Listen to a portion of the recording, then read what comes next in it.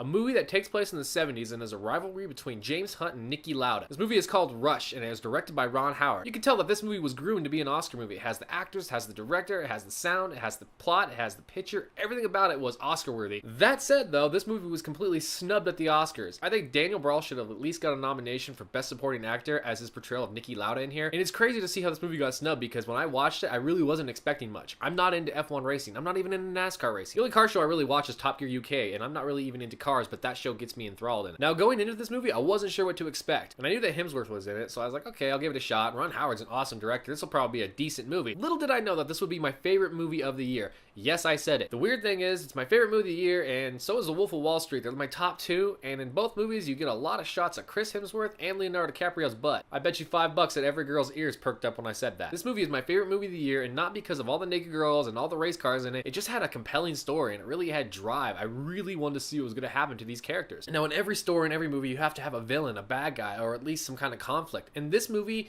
the real conflict is between the main two characters, Niki Lauda and James Hunt. These guys are very polar opposites in the racing world, but they're both so dynamic and they can make it look so easy, but they have different ways of doing things. James Hunt is completely free spirit. He likes to get high. He likes to party. He likes to have sex with as many girls as possible. He just likes to have fun, and racing is his life. He loves the adrenaline rush from it. But on the other end of the spectrum, you have Niki Lauda, who is so calm, so cool, so calculated that he knows exactly what he needs to do to set up the cars to win races, and he is very into the sport, and he knows exactly what he's doing. And in that, we see these two collide because they're so opposite, but yet they bring out the best in each other. Now, this movie is such a roller coaster ride that you're really rooting for both of them to win, but you know there has to be one winner in this. I'm not gonna lie, after watching this movie, I pretty much went out and bought the first racing game I found on Steam, and it was Grid 2. It wasn't the same because I really wanted like an F1 racing experience, and this one had a lot of drifting, and it just wasn't the same. And like I said earlier, this is my favorite movie of the year.